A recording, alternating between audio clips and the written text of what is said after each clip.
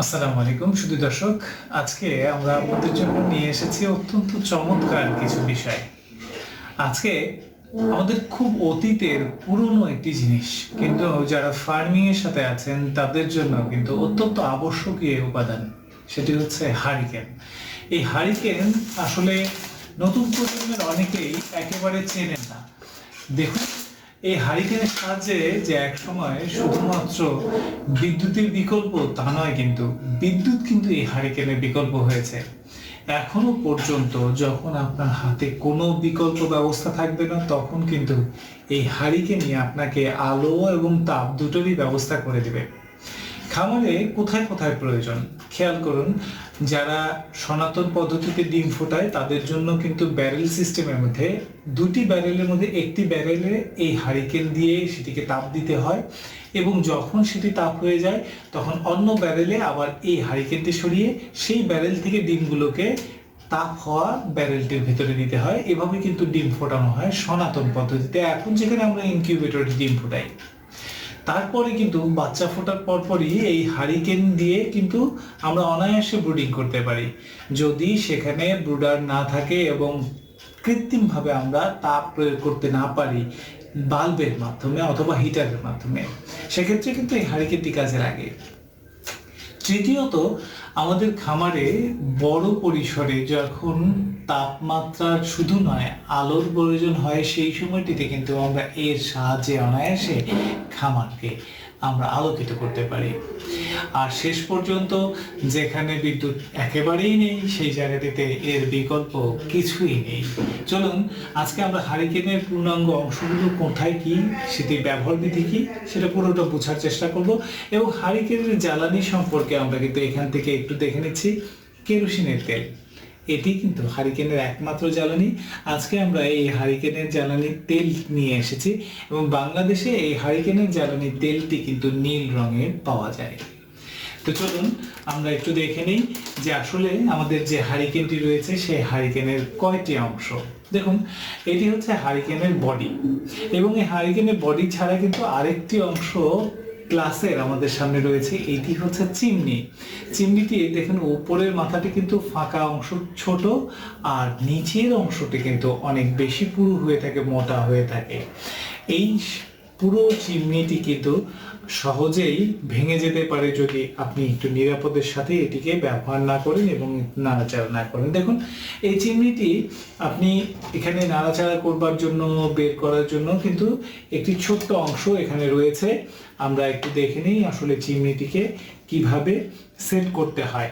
এখানে দেখুন, চিমনিটির জন্য এখানে একটি লিভার রয়েছে। এই লিভারটিকে ছেড়ে দিলে কিন্তু অনায়াসে আমরা এই চিমনি যে অংশটিতে বসাতে সম্ভব সেই অংশটিতে আমরা বসাতে পারবো। দেখুন, এটির উপরে আরেকটি পোর্শন রয়েছে যেটি ওপর দিয়ে এক্সস্ট ক্যাপ। এই এক্সস্ট ক্যাপের চারদিকে দেখুন ছিদ্র করা রয়েছে। এখানে তৈরি হওয়া তাপ কিন্তু কালি সহজেই পুড়ে এখান দিয়ে বের হয়ে যাচ্ছে, যার কারণে কিন্তু এটি আমাদের পুশ করতে কিন্তু হচ্ছে যখন আমরা চিমনিটিকে ঢোকাবো। তো সেই ক্ষেত্রে সবসময় এই যে ক্যারিয়ারটি রয়েছে, এই ক্যারিয়ারটির সাথে আমরা যদি এক হাতে ধরি তাহলে খুব সহজে পুশের মাধ্যমে কিন্তু চিমনিটাকে প্রবেশ করানো যাবে। সেক্ষেত্রে খুব সহজ হচ্ছে চিমনিটিকে একটু সামনের দিকে টেনে নিয়ে এর মধ্যে আস্তে করে এটিকে বসিয়ে দিতে হবে। দেখুন, এখানে সুন্দরভাবে আমরা আস্তে করে বসিয়ে দিয়েছি, এবং এই ঠিক উপরের অংশটুকু দেখুন, উপরের অংশটুকু আমরা হাত দিয়ে যখন টান দিব তখন এই চিমনির অংশটুকু উপরের দিকে উঠে যাওয়ার সাথে সাথে কিন্তু আমার গ্লাসটি বসার জন্য উপযুক্ত হয়ে যাবে। ফলে কিন্তু আমি অনায়াসে এখানে বসাতে পারবো। আমি যদি নিচের চিমনির অংশটুকু সুন্দরভাবে বসাতে না পারি তাহলে কিন্তু আমার জন্য এটি কষ্টকর হয়ে যাবে। দেখুন, এখানে কিন্তু আমার বসাতে খুবই কষ্টকর হয়ে গিয়েছে। তো আমরা একটু দেখে নিই। এখানে বেসটা খুব সুন্দরভাবে দেখুন, এই যে বেসটা খুব সুন্দরভাবে এই জায়গাটা কিন্তু লেগে গিয়েছে। এখন যদি আমি উপর থেকে চিমনির অংশটুকুকে টেনে খুব সহজে ছেড়ে দেই, দেখুন এতক্ষণ আমাকে কষ্ট করতে হচ্ছিল, কিন্তু এখন কিন্তু আমাকে কষ্ট করতে হয়নি। একেবারে নেক টু নেক এটা কিন্তু বসে পড়েছে, এবং এখানে আবার আমরা চাইলে এটিকে টান দিয়ে সুন্দর করে এই অংশটিকে খুলে বের করে ফেলতে পারবো। তো যাই হোক, এখন আমরা দেখব আমাদের মূল যে অংশটি, নিচের যে অংশটি রয়েছে সেই অংশটি কি রয়েছে। দেখুন, এখানে একটি প্রজ্বলিত যে অংশটি যেখান থেকে আসলে জ্বলে সেখানে একটি কাপড়ের ফিতা দেয়া আছে। এই ফিতাটিকে আমরা বাংলায় বলি সলতা। এই সলতাটা যেখানে রয়েছে সেই জায়গাটার উপরে কিন্তু একটা ক্যাপ রয়েছে। এই ক্যাপটিকে একটু বাম দিকে মোচড় দিলেই কিন্তু দেখুন এই যে এই দুই পাশে দুটি ছোট লক পিন পয়েন্ট আছে, এই পিন পয়েন্ট থেকে সলতার এই ক্যাপটা কিন্তু উঠে আসবে। এটাকে সরিয়ে রাখলে আমরা এটি কিন্তু টেনে পুরোটা বের করে ফেলতে পারবো। দেখুন সলতার এখানে একটি ছোট্ট নব পিন রয়েছে, সেটির সাহায্যে কিন্তু আমরা এটিকে সলতা বড় ছোট করা যায়। অর্থাৎ যখন এটি পুড়ে যাবে তখন এটি আস্তে আস্তে আমরা বের করে রিফিল করতে পারবো। এটাই যদি খুব বেশি জ্বালানোর প্রয়োজন হয় সেক্ষেত্রে বের করতে হবে, এবং কম জ্বালাতে হলে এটি নিভিয়ে দিতে চাইলে শুধু নিচের দিকে নিয়ে আসলে এটি কিন্তু নিভে যাবে। এভাবেই পুরোটা জ্বলবে। এবং এটিতে কিন্তু আমরা সরাসরি এই ক্যাপটি দিয়ে তেল ঢালবো না। তেল ঢালার জন্য কিন্তু এখানে আলাদা একটি তেল ঢাকার পয়েন্ট রয়েছে।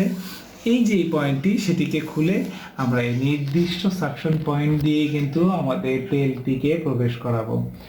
নতুন এই হারিকেনটি যখনই আমরা নিয়ে আসবো তখন কিন্তু তেল ঢালার আগে আমরা চাইলে পানি দিয়ে এটিকে পরীক্ষা করে নিতে পারি যে এটির কোনো ছিদ্র রয়েছে কিনা। কেননা এটির নিচের অংশটুকু জোড়ার মধ্যে কিন্তু ছিদ্র থেকে যেতে পারে। এটির উপরে রং করা হয়েছে, অনেক সময় যদি তেল ঢালা হয় সেক্ষেত্রে এই ছিদ্র পয়েন্টগুলো দিয়ে পরবর্তীতে তেল কিন্তু উপচে পড়ে যেতে পারে, ফলে কিন্তু আপনি দুর্ঘটনা ঘটার সহযোগিতা নিজে থেকে করলেন। তাই আগে চেক করে পরিপূর্ণভাবে দেখতে হবে যে এখান থেকে কোনো লিক রয়েছে কিনা। যদি কোনো লিক না থাকে তখন আপনারা তেল ঢালার পরেই তারপরে কিন্তু এটিতে আগুন প্রজ্বলন করবেন। তো আবার আমরা এটিকে একটু লাগানোর চেষ্টা করছি কিভাবে আমরা পুরো জিনিসটা সেট করব। এই সলতাটিকে আমরা কি করব, এই নির্দিষ্ট পয়েন্টার দিয়ে ঢুকিয়ে দেব, এবং পুরোটা যখন আমাদের ঢুকে যাবে তখন এই সলতার পয়েন্টটিকে আমরা বসিয়ে দেওয়ার পরে খেয়াল করবেন এই উপরের যে ক্যাপটি রয়েছে এই ক্যাপটির কিন্তু এই নির্দিষ্ট জায়গায় খাঁজ কাটা রয়েছে। এই খাঁজ কাটা অংশটা দেখুন এই যে নির্দিষ্ট আমাদের বাড়ানো কমানো পয়েন্ট সেটির উপরে রেখে এখন আমরা এটিকে সুন্দরভাবে বসানোর চেষ্টা করব যাতে গলায় গলায় সুন্দরভাবে বসে পড়ে। এবং এই যে লক রয়েছে এই লকের সাথে আমরা এটিকে যদি ঘুরিয়ে দেই তাহলে সুন্দরভাবে দেখুন লক হয়ে যাবে। একেবারে খুব সুন্দরভাবে এটি লক হয়ে গেছে।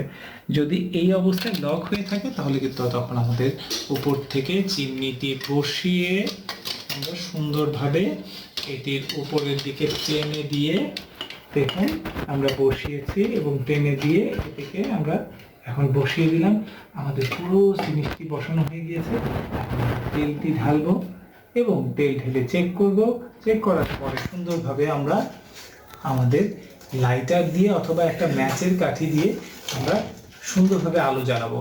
সেক্ষেত্রে আলো জ্বালানোর সময় আমরা এই ডান পাশে যে লিভারটি রয়েছে এই লিভারটিকে আমরা চাপ দিলে দেখুন এটি উপরে উঠে আসবে। আমাদের এখান থেকে কিন্তু আমরা সহজেই ম্যাচের কাঠি আমরা একটু নিচ থেকে দেখি, খুব নিচ থেকে যদি আমরা কাছের দিকে দেখি তাহলে এই যে লিভারটি আমরা চাপ দিলেই কিন্তু এটি উপরের দিকে উঠে আসে। আমরা আবার একটু কাছ থেকে দেখাচ্ছি, এই যে লিভারটি রয়েছে এই লিভারটি চাপ দিলেই কিন্তু এটি উপরে উঠবে, এবং নির্দিষ্ট এই জায়গাটি দিয়ে কাঠি দিয়ে সুন্দরভাবে কিন্তু এখানে আগুন ধরিয়ে দেওয়া যাবে। ফলে কিন্তু এই কেরোসিনের হারিকেনটি জ্বালানোর উপযোগী হবে। তো দর্শক, যারা আমাদের আজকের এই পুরো অংশটিকে দেখলেন তাহলে অবশ্যই আপনাদের প্রয়োজন অনুযায়ী এটি ব্যবহার করার ক্ষেত্রে আপনাদের সহযোগিতা কিন্তু আমাদের কাছ থেকে সবসময় থাকবে। আর হ্যাঁ, এই ধরনের নিত্য নতুন ভিডিও পেতে অবশ্যই আমাদের চ্যানেলটিকে সাবস্ক্রাইব করে রাখবেন। ভালো লাগলে লাইক শেয়ার করতে ভুলবেন না। আবার দেখা হচ্ছে পরবর্তী ভিডিওতে। ততক্ষণ পর্যন্ত বিদায়। আসসালামু আলাইকুম।